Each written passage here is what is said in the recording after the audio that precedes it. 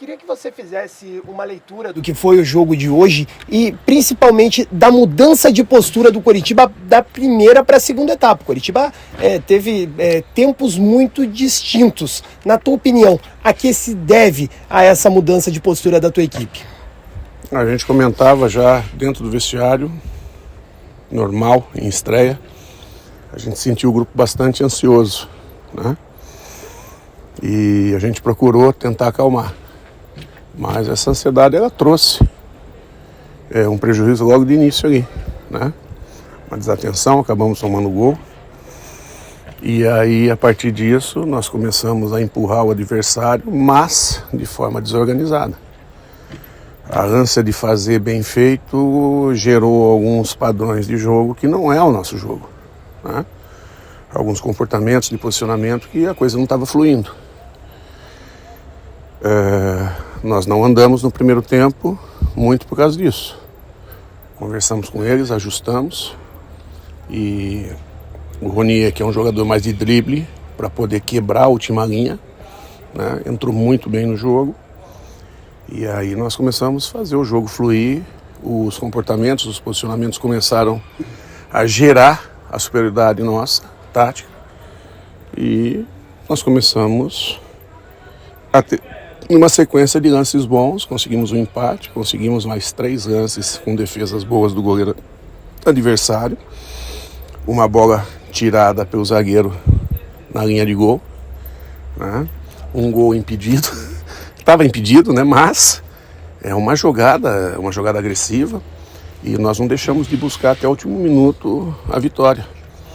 Corremos o risco, tanto é que o Morisco fez uma defesa muito difícil, está de parabéns também. E eu acho que o comportamento da equipe no segundo tempo é o comportamento que a gente busca, né? É a equipe melhor posicionada, é a equipe buscando jogar e se impondo perante o adversário. Boa noite, Guto. Diferentemente de outros clubes que vão disputar a Série B, o Coritiba optou por uma manutenção de uma base, né, em relação ao início da temporada, e com esse mês para treinamento, você chegou a definir, né, após o jogo lá contra o Maringá, como uma intertemporada de verdade, que não tinha antes. Esse trabalho todo que foi feito, cruzando com o que aconteceu em campo, assim, o que te diz? Assim, você ficou satisfeito com a evolução demonstrada nesse período? Tem coisa para crescer ainda, para demonstrar que foi trabalhada? O que dá para falar?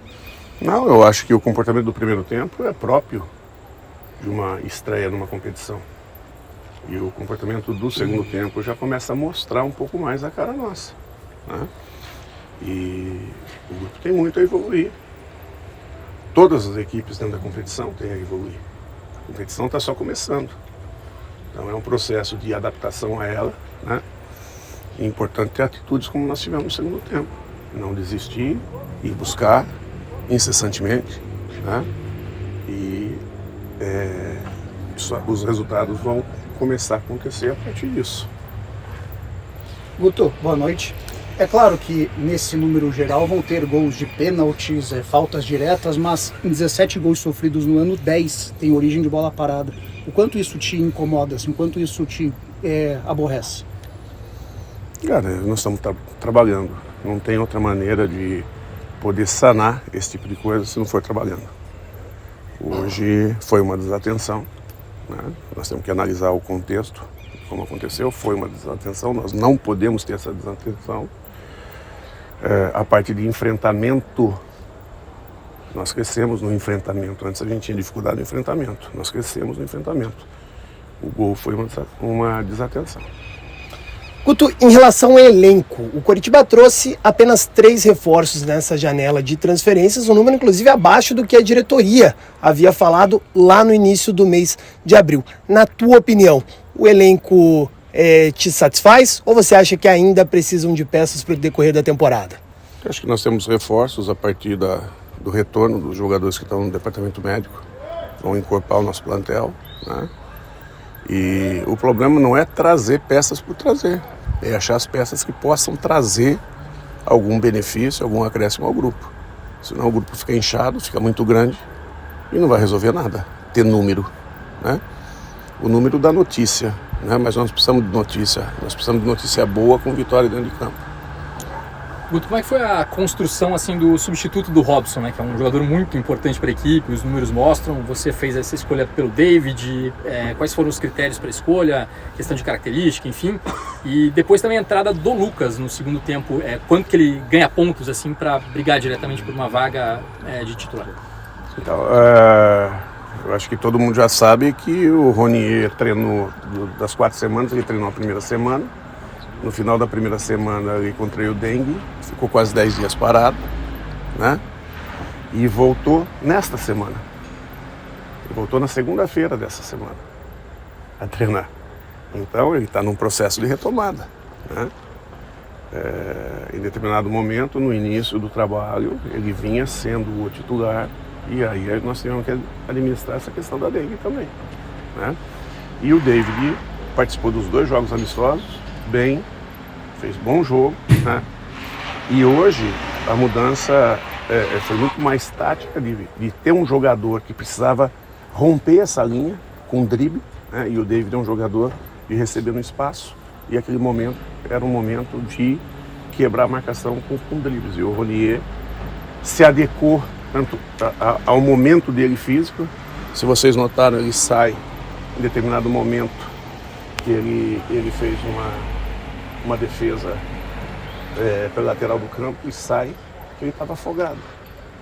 Esse é o processo. Se ele tivesse com ritmo total, não tivesse contraído a dengue, eu acho muito difícil dele ter tido esse tipo de situação. Então são coisas que você vai administrando, né? Muitas vezes isso não é levado em consideração, mas a gente procura utilizar da melhor maneira possível todos que nós temos.